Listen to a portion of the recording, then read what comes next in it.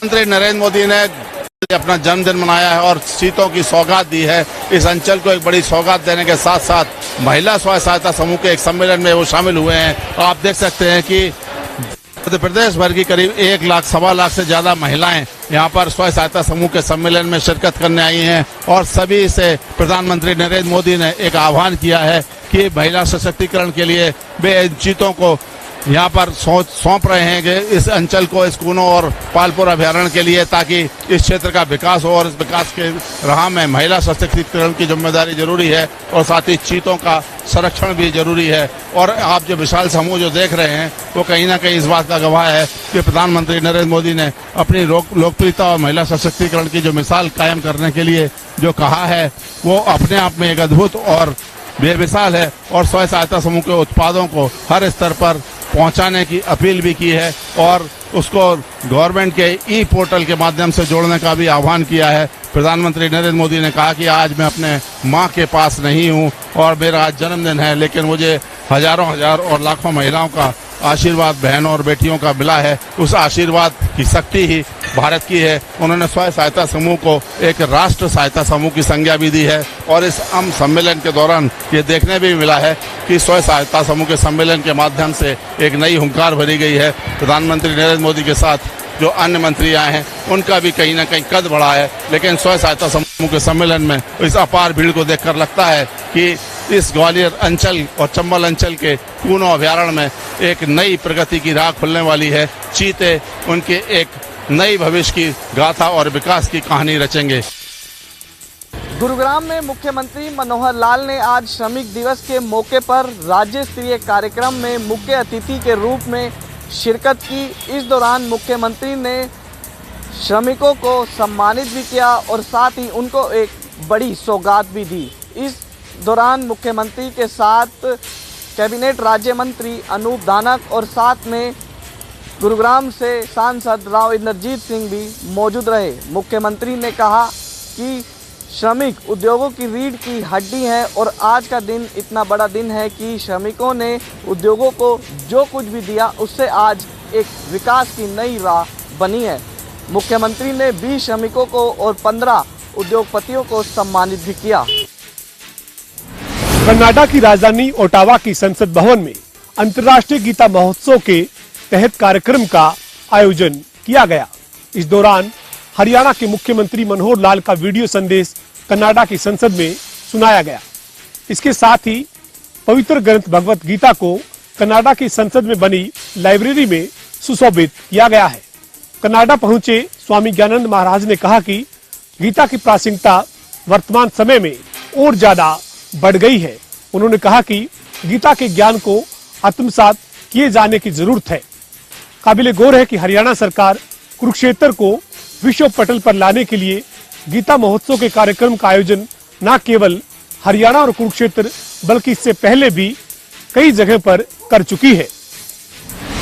प्रदेश में पंचायती चुनाव में हो रही देरी को लेकर आप पार्टी के प्रभारी व राज्यसभा सांसद सुशील गुप्ता ने सरकार पर सवाल उठाए हैं। उन्होंने कहा कि आप पार्टी से सरकार डरी हुई है, इस वजह से प्रदेश में पंचायती चुनाव नहीं करवाए जा रहे, क्योंकि जब तक किसी गांव का विकास नहीं हो सकता जब तक उन्हें पंच व सरपंच नहीं मिल जाता। उन्होंने कहा कि जिस तरह से बुढ़ापा पेंशन के मामले में बुजुर्गों को बढ़ दिखाकर उनकी पेंशन काटी जा रही है और बुजुर्ग इस मामले में प्रदर्शन कर रहे हैं, वह निंदनीय है। प्रदेश के मुख्यमंत्री से लेकर संबंधित विभाग के मंत्री को इस मामले में बुजुर्ग परिवारों को से माफी मांगनी चाहिए। वहीं उन्होंने दिल्ली के आप पार्टी के विधायक अमानतुल्लाह खान के घर रेड के बाद हुई गिरफ्तारी को लेकर भी सुशील गुप्ता ने भाजपा सरकार पर निशाना साधा है। उन्होंने कहा कि भाजपा सरकार सरासरी दोषी है, क्योंकि गुजरात में आम आदमी पार्टी का लगातार वर्चस्व बढ़ रहा है और अरविंद केजरीवाल लोगों के लोकप्रिय हो रहे हैं, जिसकी वजह से इसको अंजाम दिया गया है। आज आम आदमी पार्टी के प्रदेश प्रभारी सुशील गुप्ता रोहतक के जोनल कार्यालय में पत्रकारों से बातचीत कर रहे थे। जिला प्रशासन की तरफ से आज नारनौल के लघु सचिवालय में कृत्रिम अंग शिविर का आयोजन किया गया, जहां 1000 से भी अधिक लोगों को विभिन्न तरह के कृत्रिम अंग वितरित किए गए, जिनकी राशि 1 करोड़ से भी अधिक थी। जिन लोगों को कृत्रिम अंग मिले हैं वो काफ़ी खुश नजर आए। उन्होंने कहा कि आज मोदी जी के जन्मदिन पर उन्हें ये एक बहुत बड़ी सौगात मिली है। मंडी के वार्ड नंबर 2 में बने प्राइमरी स्कूल में आम आदमी पार्टी के कार्यकर्ताओं ने मुकेश रजौरिया व दर्शन कौर की अगुवाई में सरकार के खिलाफ नारेबाजी की। उन्होंने कहा कि 20 अध्यापकों की पोस्टिंग जहां होनी चाहिए थी, लेकिन जहां 12 ही मौजूद है। उन्होंने कहा कि SC/BC बच्चे जहां पर पढ़ते हैं, इसीलिए अध्यापकों की कमी को पूरा नहीं किया जा रहा। उन्होंने दिल्ली के स्कूलों का कंपैरिजन करते हुए कहा कि उनकी सरकार दिल्ली में शिक्षा एवं स्वास्थ्य पर काफी ध्यान दे रही है। हरियाणा सरकार खोखले दावे कर रही है, अध्यापकों की कमी को पूरा नहीं कर पा रही। कहीं ना कहीं गरीब बच्चे पढ़ रहे हैं, वहां पर स्कूलों में अध्यापकों की कमी को लेकर आम आदमी पार्टी के कार्यकर्ताओं ने कमर कस ली है। उन्होंने कहा कि अगर कमी को पूरा नहीं किया जाता तो आने वाले दिनों में वह और भी प्रदर्शन करेंगे। भाजपा के राष्ट्रीय अध्यक्ष जगत प्रकाश नड्डा के पिता LN नड्डा की रात को तबीयत खराब होने के चलते उन्हें बिलासपुर के एम्स में यहां पर भर्ती किया गया है। डॉक्टरों से मिली जानकारी के अनुसार उनके छाती में अचानक दर्द उठी है, जिसको लेकर यहां पर उनका उपचार किया जा रहा है। कुछ उनके टेस्ट भी यहां पर लिए गए हैं, उनकी रिपोर्ट अभी आना बाकी है। तो उनके यहाँ उपचार के बाद उन्हें यहाँ से जैसे ही उनकी तबीयत में सुधार होगा तो उनके यहाँ से छुट्टी भी यहाँ से दी जाएगी। तो मैं आपको बता दूंगा, ये IPD ब्लॉक है जहाँ पर उन्हें एडमिट यहाँ पर किया गया है। हिमाचल प्रदेश के पहाड़ी क्षेत्रों में लगातार हो रही बरसात की वजह से मैदानी इलाकों की नदियां उफान पर हैं। शाहबाद मारकंडा नदी भी उफान पर है। करीब 11,000 क्यूसेक पानी के साथ करीब आधा दर्जन गांवों के लिए शाहबाद मारकंडा नदी मुसीबत बनी हुई है। पकी पकाई लोगों की धान की फसल में शाहबाद मारकंडा का पानी घुस गया है, जिसकी वजह से लोग परेशान हैं। जिला प्रशासन ने आधा दर्जन गांवों में अलर्ट जारी किया है। अक्सर पहाड़ी इलाकों में बरसात मैदानी इलाकों में मुसीबत बनकर आती है।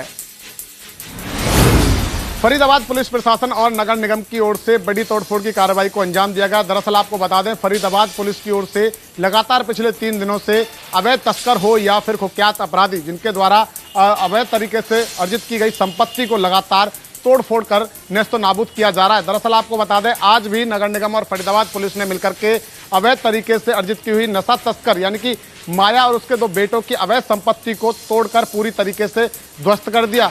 इससे साफ जाहिर होता है कि फरीदाबाद में इन दिनों पुलिस प्रशासन अवैध नशा तस्कर हो या बात करें कुख्यात अपराधियों की, तो सबकी अवैध संपत्तियों पर तोड़फोड़ की एक लिस्ट जो है पुलिस की ओर से तैयार की गई है, जिसका जीता जागता उदाहरण पिछले 3 दिनों से लगातार फरीदाबाद में देखा जा रहा है। ऐसा लग रहा है फरीदाबाद के अंदर भी उत्तर प्रदेश की तर्ज पर अब पुलिस का बुलडोजर ऐसे अपराधियों की अवैध संपत्तियों पर चलता हुआ नजर आ रहा है। मधुबनी की पुलिस ट्रेनिंग कैंप में एक जवान की संदिग्ध परिस्थितियों में मौत होगी। बताया जा रहा है कि जवान लायर कोर्स में ट्रेनिंग ले रहा था और देर रात उसकी अचानक ही मौत हो गई। अधिकारियों की माने तो जो जवान है जिसकी मौत हुई है वो ऊपर से गिरने के कारण हुई है, लेकिन जवान जो दूसरे उसके साथ ट्रेनिंग कर रहे थे वो इस मामले को अलग बता रहे हैं। वो बताते हैं जिस प्रकार से अधिकारियों द्वारा जवानों का शोषण किया जा रहा था, उससे तंग होकर कहीं ना कहीं इस जवान ने आत्महत्या की है।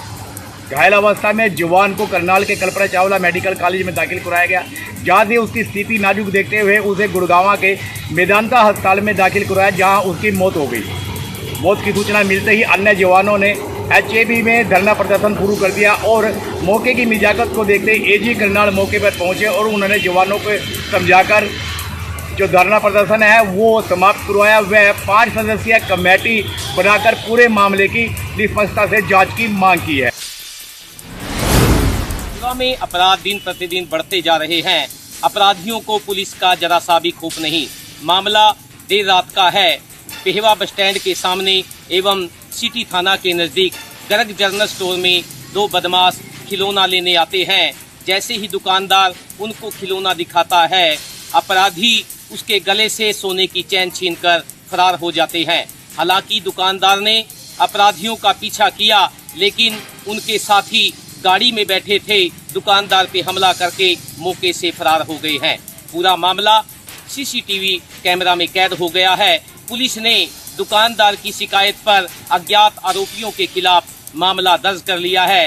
देखने वाली बात यह है कि क्या पुलिस CCTV कैमरा के आधार पर आरोपियों को पकड़ पाएगी। सेवा, सुरक्षा और सहयोग का दावा करने वाली पुलिस व उनके साथ ड्यूटी कर रहे होमगार्ड भी आज सुरक्षित नहीं है। लोगों की वो किस प्रकार सेवा और सहयोग कर पाएंगे जब खुद ही वह अपनी सुरक्षा करने में सक्षम नहीं है।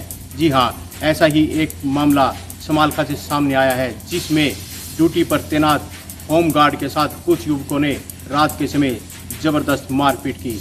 बताया जा रहा है कि होमगार्ड और पुलिसकर्मियों को देखकर कुछ युवक बुलेट बाइक से पटाखा चलाने लगे, जिसके बाद पुलिसकर्मियों ने ऐतराज जताया और दोनों में आपस में झगड़ा बढ़ने लगा और युवकों ने एक होमगार्ड को पकड़कर उसके ऊपर जमकर लात घूंसे बरसाए। घटना की वीडियो कल सोशल मीडिया पर वायरल हो गई, जिसके बाद पुलिस अधिकारियों ने इस पर संज्ञान लिया और आरोपियों के खिलाफ मुकदमा दर्ज कर लिया है। वहीं अधिकारियों का कहना है कि जल्द ही आरोपियों की गिरफ्तारी की जाएगी। जींद के नरवाना में तेज रफ्तार का कहर देखने को मिला, जिसमें एक आर्टिका गाड़ी ने एक ही परिवार के 4 सदस्यों को कुचल दिया, जिसमें 2 महिलाओं की मौके पर ही मौत हो गई और जिसमें 2 लड़कियां गंभीर रूप से घायल हो गई। घायलों को नरवाना के सिविल हॉस्पिटल में भर्ती करवाया गया, लेकिन हालात गंभीर देखते हुए पीजीआई अग्रवन को रेफर कर दिया गया। उसके बाद परिवार ने रोड जाम कर दिया। दोनों तरफ जो जींद से पंजाब की तरफ नेशनल हाईवे जाता है, दोनों तरफ से जाम कर दिया और परिवार का कहना है कि जब तक जो अज्ञात के खिलाफ उन्होंने मामला दर्ज किया है, परिवार का आरोप यह है कि जो ड्राइवर है उसका नाम दर्ज, उसके खिलाफ जो है एफआईआर दर्ज की जाए, यानी कि कार्रवाई की जाएगी। और उसके बाद वहाँ पे पुलिस के अधिकारी, आला अधिकारी पहुँचे, उसके बाद जो है जाम को खुलवाया गया।